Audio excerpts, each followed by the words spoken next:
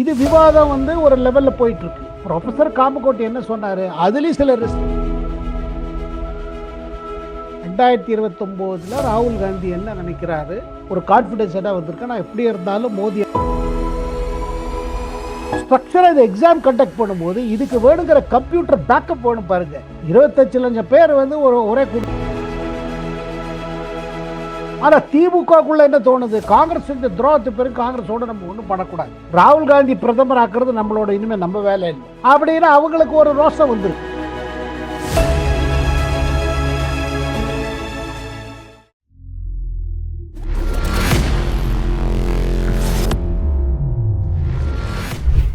அன்பு one voice Tamil நேயர்களுக்கு வணக்கம். இல்லைங்க, காங்கிரஸுக்கு இப்போ ஆட்சியில் வந்திருக்கு. தமிழ்நாட்டில் ஆட்சி ரொம்ப நாளுக்கு அப்புறம் ஒரு ஆட்சி கிடைச்சிருக்கு. ஆட்சியில் பங்கு கிடைத்த பிறகு இப்போதைக்கு தமிழ்நாட்டில் ஒன்றும் அவங்க டிஸ்டர்ப் பண்ண முடியாது ஒன்று.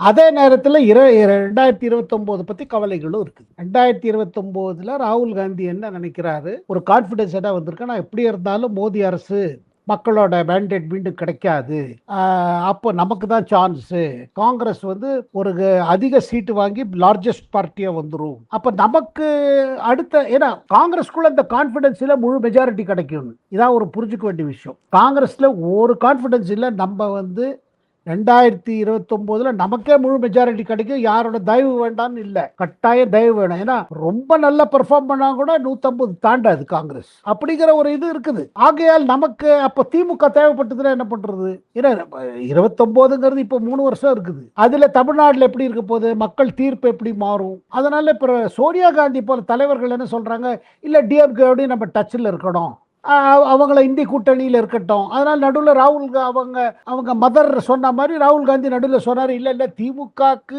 இப்போ எங்க கூட இல்லை, ஆனால் இருந்தாலும் அவங்க எங்க பாலிசி தான் ஃபாலோ பண்றாங்க. ஆனால் திமுகக்குள்ள என்ன தோணுது, காங்கிரஸ் இந்த துரோகத்து பிறகு காங்கிரஸோட நம்ம ஒன்றும் பண்ணக்கூடாது, ராகுல் காந்தி பிரதமர் ஆக்குறது நம்மளோட இனிமே நம்ம வேலை இல்லை அப்படின்னு அவங்களுக்கு ஒரு ரோஷம் வந்திருக்கு. நம்மள இந்த மாதிரி தேர்தல் முடிஞ்சு டப்புன்னு அந்த பக்கம் குதிச்சு போறாங்க.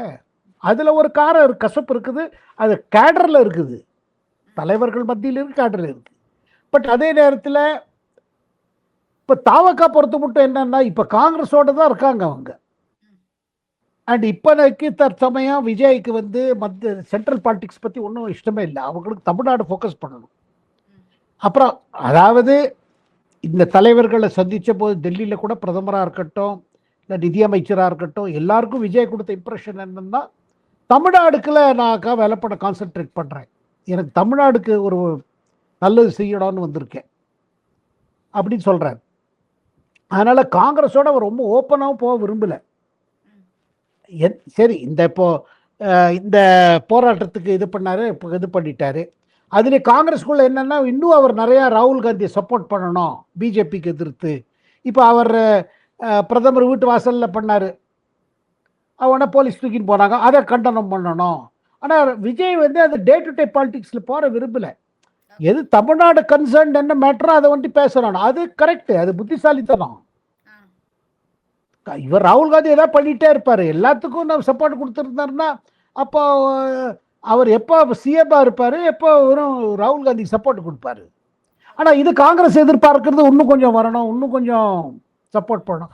அவர் கேர்ஃபுல்லாக தான் போகிறார் விஜய். இல்லைங்க, அவருக்கு இப்போ என்ன ஒரு லட்சியம் ஒன்று கிளியருங்க. அவரோட லட்சியம் என்னன்னா, நம்ம பொறுப்பு எடுத்துட்டு இருக்கோம், பல விஷயங்களை மாற்ற பார்க்குறோம், அது மாற்றும் போதே பல பிரச்சனைகள் இருக்குது, நமக்கு இருக்கிற கோலிஷன்லேயே ப்ராப்ளம்ஸ் இருக்குது. இப்போ இந்த பை எலெக்ஷன் நடந்துருச்சுன்னா அதுக்கு பிறகு ஒரு விதமாக ஸ்டெபிலிட்டி வந்துடும். இப்போ ஒன்று நிச்சயங்க, அந்த கேஸ் வந்த பிறகு, அதாவது திமுக தலைவர்கள் மீது கேஸ் வந்தது பார்த்தீங்களா, அதாவது பணம் கொடுத்து கழுக்க பார்க்குறாங்க கேஸ், அதில் நம்ம செந்தில் பாலாஜி கூட இன்வெஸ்டிகேட் பண்ணிட்டு இருக்காங்க. அது வந்த பிறகு இந்த ஆட்சி கவுந்துரு சொல்றது நிறுத்திட்டான் திமுக தரப்பில், அது நீங்கள் நோட் பண்ணியிருப்பீங்க. ஏன்னா அதாவது ஏதோ இந்த கேஸுக்கு அது நம்ம அப்படி ஏதாவது சொன்னான்னா இந்த கேஸ் ரொம்ப ஸ்ட்ராங் ஆகிடுமோன்னு ஒரு இது வந்துருச்சு. இல்லைன்னா விடாமல் சொல்லியிருந்தாங்க, இன்னைக்கு விழுந்துரும், நாளைக்கு விழுந்துரும், நாளான்னைக்கு விழுந்துரும், 2 மாசத்துல விழுந்துரும், 3. இப்போ அந்த மாதிரி இல்லை. ஏன்னா எல்லாருக்கும் தெரியும் இந்த அரசு விழாது, அது விழாதுங்கிறது திமுகவுக்கு தெரியும், காங்கிரஸுக்கு தெரியும், நம்ம விடுதலை சிறுத்தை கட்சி தலைவர் திருமாவளவருக்கும் தெரியும். ஸோ அது ஒரு பக்கம் இருக்குது. பட் அதே நேரத்தில் இவர் விஜய் பாருங்க, இப்போ விஜய்க்கு என்னன்னா நிறைய பண்ணுவதற்கு நிறைய இருக்குது, நல்ல விஷயம் பண்ணணும்னு பார்க்குறாரு. அது அது எப்படி போகுது, எவ்வளோ வேகமாக போகுது, நிதி பற்றாக்குறை ஒரு பக்கம் இருக்குது. ஏன்னா ஓராறு மேட்டர் பார்த்தீங்கன்னா திமுக ஆட்சியில் எந்த மாதிரி இது நடந்ததோ அதோட விளைவு தான் இன்னைக்கு பார்க்குறோம். இன்னைக்கு இன்னைக்கு இன்னைக்கு விஜய்க்கு தமிழ்நாடு அரசு பொறுப்படுத்தின பிறகு, முதல்வரான பிறகு அவருக்கு ஒரு சேலஞ்ச் ஏன் வந்திருக்குன்னா அந்த மாதிரி இது பண்ணிட்டு போயிட்டாங்க. திமுகவோட ஆட்சியில் எல்லாமே ஒரு அறகுறையாக பண்ணி இது பண்ணி வெறும் அப்படியே ஜிகினா வேலை, இதை பண்ணிட்டோம் அதை பண்ணிட்டோம். ஆனால் பிரச்சனைகள் இருக்குது. இப்போ பாருங்க, ஒன்றும் இல்லை, மின்சாரமாக இருக்கட்டும், அப்போ டிரான்ஸ்ஃபார்மர்லாம் ஏன் மாற்றலை? ஏன் இந்த புது அரசு வந்து பண்ண வேண்டியிருக்கு? ஒரு மேட்டரை நீங்கள் எடுத்துகிட்டு இப்போ பாருங்க, பெண்களுக்காக பாதுகாப்புக்காக இப்போ தனி படை போட்டு அதுக்கு அது ஏதாவது நல்லது செய்யணும்னு நினைக்கிறாரு. மக்கள் விஜய் நம்புறாங்க. இவர் ஏதோ நல்லது படம் நினைக்கிறாரு, புதுசாக படம் நினைக்கிறாரு, ஊழலுக்கு எதிர்த்து போராடுறாரு. அப்போ அந்த மக்கள் நம்பிக்கை இருக்கிறது, அந்த நம்பிக்கை அவர் இது பண்ணணும்னு பார்க்குறாரு. நம்ம இவ்வளோ நம்பிக்கை வச்சுருக்காங்க, நம்ம ஏதாவது செஞ்சு பண்ணணும், செய்யணும்னு ஒரு உறுதி இருக்குது. அதை மக்கள் வரவேற்கிறாங்க, முழுமையாக நம்புகிறாங்க. அவங்க எதிர்பார்க்குறாங்க யாராவது நல்லா பண்ணுவாருன்னா இப்போ விஜய் தான் பண்ணுவாருன்னு அந்த கான்ஃபிடன்ஸ் வர ஆரம்பிச்சிச்சு. இல்லைங்க, பிரியங்கா காந்திக்கு புரிச்சது அவ்வளவுதான். பிரியங்கா காந்திக்கு யார் ப்ரொஃபஸர் காமகோட்டி யார் தெரியாது. இப்போ ஐஐடிக்கு டைரக்டராக இருக்க ப்ரொஃபஸர் காமகோட்டி அவரோட என்ன அச்சீவ்மெண்ட்ஸு, எவ்வளோ பேட்டன்ட்ஸு, எவ்வளோ ரிசர்ச்சு, எவ்வளோ பேர் கைடு பண்ணியிருக்காங்க.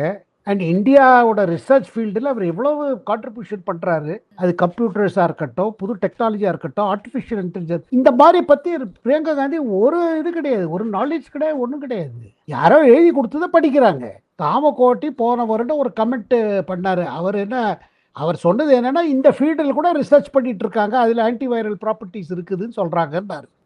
கோமூத்திரங்கிறத பற்றி ஆயுர்வேதத்துக்கு அது இதெல்லாம் இருக்குது, அது டிபேட் ஓடின்னு இருக்கு. அதில் அதுவும் இருக்குது, இல்லை அது அவ்வளவு நீங்கள் அதை புரிதான் நினைக்க முடியாது, அதில் கூட பாக்டீரியா இருக்கும். இது விவாதம் வந்து ஒரு லெவலில் போயிட்டு இருக்கு. ப்ரொஃபஸர் காமகோட்டி என்ன சொன்னார், அதுலேயும் சில ரிசர்ச் எல்லாம் நடந்திருக்கு, 5-6 பேப்பர் வந்திருக்குன்னு தான் சொன்னார். பட் இங்கே என்னன்னா, நந்த நீலகண்டியை கட்டாக் பண்ண முடியாது காங்கிரஸ். ஏன்னா அவர் காங்கிரஸ் எம்பி போட்டி கூட போட்டார், தேர்தலில் கூட நின்றார். அவர் அட்டாக் பண்ண முடியாது. ஆனால் அவர் வந்து பார்த்தீங்கன்னா, மோடி பிரதமர் ஆன பிறகு அவர் மோதிட்டு போய் என்ன சொன்னார், இந்த ஆதாரில் நான் நிறைய வேலை பண்ணேன், இந்த ஆதாரை நீங்கள் கை விட்டுறாதீங்க, இதை நம்ம சரி இது உங்களுக்கு நல்ல இதுதான். அப்போ பிரதமர் மோடி இதை புரிஞ்சுக்கணும் சுபா. ஏன் நந்தன் நீலகண்டியை முழுமையாக ஏன் பிரதமர் மோடி இந்த வேலையை ஒப்படைச்சிருக்காரு? இதுக்கு முன்பே இதுக்கு நான் சொல்வது இந்த ஆதார், ஏன்னா ஆதார் முதல்ல வந்த விதத்தில் பார்த்தீங்கன்னா அது எதிர்ப்பு இருந்தது. அதனால் 2014 தேர்தல் பிறகு இந்த நந்தன் நீலகண்டி சேர்மனாக இருந்தார் இல்லையா, இந்த ஐடென்டிட்டி ப்ராஜெக்டில், இந்த ஆதார் ப்ராஜெக்டில் அவர் பிரதமரை போய் சந்தித்தார். இதில் நாங்கள் நிறைய வேலை பண்ணியிருக்கோம், இது மூலமாக இது பண்ணலாம், இந்த ஐடியாஸ். ஏன்னா அவருக்கு நந்தன் நீலகண்டி கவலை என்னன்னா, அவர் காங்கிரஸ் கட்சியில் இருந்தால் கூட ஒரு நல்ல விஷயம் நாட்டுக்கு நல்லதாகுது, ஆட்சி மாறலாம், ஆனால் நல்ல விஷயம் தொடரணும்னு சொல்லி அவர் பார்த்தாரு. இப்போ ஒரு பிரதமர் மோடி அவர் முழுமையாக அவர் சொல்வதெல்லாம் கேட்டுட்டார், என்ன பண்ணியிருக்கீங்க. அதுக்கு பிறகு நம்ம பிரதமர் மோடிக்கு நந்தன் நீலகண்டி ஒரு நம்பிக்கை வந்துச்சு, இவர் பண்ண வேலை நல்லது தானே, நம்ம கட்சி பார்க்கக்கூடாது, நல்ல வேலை யாராவது பண்ணியிருக்காங்கன்னா அதை நம்ம ஏன் இது பண்ணக்கூடாதுன்னு சொல்லி நந்தன் நீலகண்டியை நீங்கள் தொடருங்க உங்கள் வேலையன்னு சொன்னார். அதுக்கு பிறகு ஆதார் வந்துச்சு, அது மூலமாக டைரக்ட் பெனிஃபிட் டிரான்ஸ்ஃபர் வந்தது, பல விஷயங்களாச்சு. அதே போல் இந்த தரம் இப்போ என்ன இப்போ செய்ய விரும்புகிறாங்கன்னா, இந்த நீட்டு வந்து நாடு முழுவதும் இவ்வளோ பேர் இது கொடுக்குறாங்க, இந்த தேர்வில் இது பண்ண 25 லட்சம் பேர் கொடுக்குறாங்க. இவ்வளோ பெரிய இதுக்கு இதில் வந்து டிஜிட்டல் செக்யூரிட்டி எப்படி கொண்டு வருது ஒன்று. இரண்டாவது, ஸ்ட்ரக்சராக எக்ஸாம் கண்டக்ட் பண்ணும்போது இதுக்கு வேணுங்கிற கம்ப்யூட்டர் பேக்கப் வேணும் பாருங்க. 25 லட்சம் பேர் வந்து ஒரே கொடுத்தானா அது எப்படி செய்ய முடியும், அதுக்கு ப்ரொடெக்ஷன் எப்படி தர முடியும், பல இடங்களில் நடத்துவதற்கு எப்படி நடத்துவது, இதுக்கு ஒரு சயின்டிஃபிக் ரோட் மேப் கொடுக்கறதுக்காக கேட்குறேன். ஏன்னா இப்போ நீட் என்ன பண்ண போகிறாங்க, மாற்ற போகிறாங்க. எப்படி ஜேஇ இருக்கோ இன்ஜினியரிங்க்கு, அது மாதிரி இதையும் மாற்ற போகிறாங்க. அப்போ மாற்றும் போது என்னென்னா பல விஷயங்கள் வருது. ஒன்று டிஜிட்டல் செக்யூரிட்டி வேணும். இப்போ திருப்பி வருது என்னென்னா, அது திருட்டு போகிறது, அதை கொஸ்டின் பேப்பர் எடுத்து விற்கிறாங்க, அந்த மாதிரி பண்ண முடியாமல் இருக்கிறதுக்கு ஃபுல் ப்ரூஃப் சிஸ்டம், அதுக்கு டெக்னாலஜி தேவை. அது ஒன்று. ரெண்டாவது, ஒரே நாளில் கண்டக்ட் பண்ணுறதுக்கு பதிலாக ஒரு 4-5 நாள் வச்சிங்கன்னா எல்லாரும் கொடுக்க முடியும். அது வேணுங்கிற நமக்கு பேக்கப் என்ன இருக்குது? இப்போ ஜேஇ பாருங்க, ஒரு குறிப்பிட்ட இடத்துல போய் அங்கே இருக்கிற கம்ப்யூட்டரில் எக்ஸாமை கொடுக்கணும் ஜேஇ. அப்புறம் ஜேஇயில் பாருங்க, ஒரு ஃபஸ்ட்டு ஒன்று இருக்குது ப்ரிலிமினரி, அதுக்கப்புறம் அட்வான்ஸ்ட், அதுக்கு பிறகு தான் தேர்வு ஆகுது. இன்ஜினியரிங் காலேஜோட லிஸ்ட்டு வருது, யார் யார் இதுக்கு. ஐஐடியில் டாப்பில் இருக்கும். அதே போல் இதில் வேற என்ன மாற்றங்கள் கொண்டு வரணும் டெக்னாலஜி சைடில்? இப்போ பாருங்க, அதில் முன்னாள் ஐபி டைரக்டர் இருக்காரு, டேக்கா இருக்காரு. ஏன்னா இதில் இது எப்படி பிரீச் ஆகுது, அது எப்படி ஃபுல் ப்ரூஃப் பண்ணுறது? ஸோ இதுக்கு தான் பண்ணுறாரு. அதில் நம்ம ப்ரொஃபஸர் காமகோட்டி பார்த்தீங்கன்னா அவருக்கு டெக்னிக்கல் லிவர் அவர் அதில். ஸோ அவருக்கு நல்ல ஐடியாஸ் இருக்குன்னு சொல்லி தான் அவரே போட்டிருக்காங்க. பட் பிரியங்கா காந்தி இதை பற்றி சுத்தமாக ஒன்றும் தெரியாது. மோதியை தாக்கணும், மோதி தாக்குறதுக்கு யாரை தாக்குது? முதல்ல பிரகலாத் ஜோஷி தாக்கினாங்க. அதுக்கு ஏன்னா காங்கிரஸோட ஒரு நிலைமை என்ன பாருங்க, காங்கிரஸ் என்ன நினச்சிச்சுன்னா இந்த போராட்டம் தொடரும். ஆனால் அதே நேரத்தில் போராட்டம் கண்டு பயம், நம்மளோட ஸ்பேஸ் போயிடுமோன்னு. ஏன்னா இவங்க புதுசாக வராங்க, காக்கராஜ் கரப்பாம்பூஞ்சிங்கிறாங்க. அப்புறம் காங்கிரஸுக்கு என்ன ஆகுது? இந்த கரப்பாம்பூஞ்சி யாரை சாப்பிட்றதோ இல்லையா, காங்கிரஸ் சாப்பிட்ருமே. அது வளர்ந்துருச்சுன்னா எப்படி ஆம் ஆத்மி பார்ட்டி காங்கிரஸ் சாப்பிட்டுது. புதிய கட்சி என்றால் காங்கிரஸுக்கு பயம், நம்ம இருக்கிறதும் போயிடுமோன்னு. அதனால என்ன பண்ணாங்க, அதை எதிர்த்து பண்ணுறது, இது பண்ணுறது பேரலாக பண்ணாங்க. இப்போ மாற்றங்கள் வரும்பொழுது காங்கிரஸுக்கு அதில் ருச்சி இல்லை. இப்போ பாருங்க, இப்போ நீங்கள் டிபேட் இப்போ நடந்துட்டு இருக்க நேரத்தில் அவங்க ஆட்சியில் என்னெல்லாம் நடந்து கொண்டு இருக்கு. இப்போ கர்நாடகாவில் ஆயிருக்கு, தெலுங்கானாவில் இந்த மாதிரி இதே மாதிரி கொஸ்டின் பேப்பர் வெளியில் லீக் ஆயிருக்கு, பஞ்சாபில் ஆயிருக்கு. அப்புறம் ராஜஸ்தானில் அசோக் கெஹ்லோட் காங்கிரஸ் ஆட்சியில் அசோக் கெஹ்லோட் முதல்ல இருந்தவங்க இந்த மாதிரி ஆச்சு, பப்ளிக் சர்வீஸ் எக்ஸாமில் ஆச்சு. அப்போ பிரியங்கா காந்தி அசோக் கெஹ்லோட் சப்போர்ட் பண்ணி சொல்கிறாங்க, இந்த மாதிரி கொஸ்டின் பேப்பர் திருட்டாய் லீக் ஆச்சுன்னா யார் என்ன பண்ணுறது? அதாவது காங்கிரஸ் ஆட்சி இருந்தால் ஒன்று சொல்கிறது, பிஜேபி ஆட்சியாக இருந்தால் இன்னொன்று சொல்கிறது. அவங்களோட லெவல் இவ்வளோதாங்க. அதுக்கு மேலே அவங்களுக்கு யார் என்ன எழுதி கொடுக்குறாங்களோ அதை படிக்கிறாங்க. ஆனால் ப்ரொஃபஸர் காமகோட்டியை பற்றி பிரியங்கா சொன்னது காமகோட்டியை பற்றி ஒன்றும் இல்லை. இது பிரியங்கா பற்றி தான் காமிக்குது இல்லைங்க. உங்கள் அரசியல் பண்ணுங்க, அதே நேரத்தில் இந்த மாதிரி மேட்டரில், மாணவர்கள் மேட்டரில், இளைஞர் மேட்டரில் நாட்டுக்காக ஒரு நல்ல 4 விஷயமும் சொல்லுங்க, என்ன செய்யலான்னு சொல்லுங்க. எதிர்கட்சினா எதிர்க்கிறது கொண்டு உங்க பொறுப்பு இல்லை, எதிர்க்கிறது உங்க கடமை. எதை எதிர்க்கணும்? எது நாட்டுக்கு நல்லதுக்கு இல்லையோ. இப்போ இருக்கிற இதில் திட்டத்தில் என்ன பிரச்சனை, என்ன இந்த சட்டத்தில் என்ன குறை, அதை எடுத்து சொல்லுங்க. இப்போ இங்கே சொல்லும் போது என்ன இல்லை, சட்டமே தேவையில்லை, 24 போட்டுட்டீங்க, இப்பவும் தொடர்ந்து நடக்கிறது. அதாவது எது எடுத்தாலும் நெகட்டிவ்.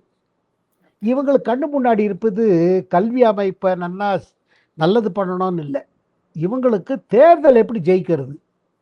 உத்தரப்பிரதேசம் இது தொடர்ந்து உத்தரப்பிரதேசத்தில் சமாஜ்வாதி பார்ட்டி பாருங்க, ராஜ்நாத் சிங் இருந்த பொழுது அவர் காப்பிக்கு எதிர்த்து ஆக்ஷன் எடுத்தார்.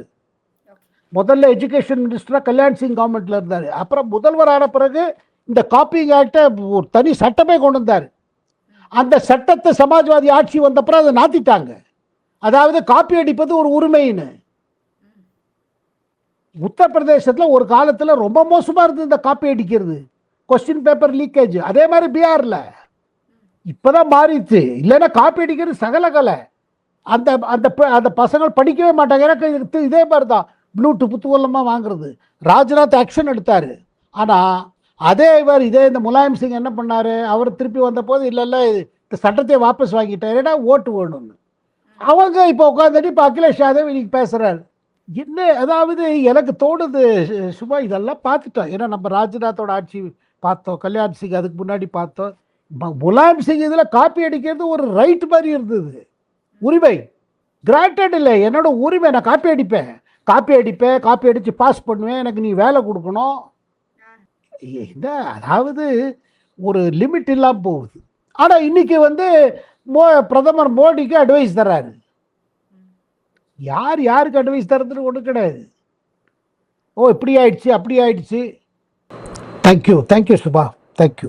ஆன் வாய்ஸ் வீடியோஸை லைக் பண்ணுங்க, ஷேர் பண்ணுங்க, சப்ஸ்கிரைப் பண்ணுங்க, அண்ட் மறந்துடாம பெல் பட்டனை பிரஸ் பண்ணுங்க.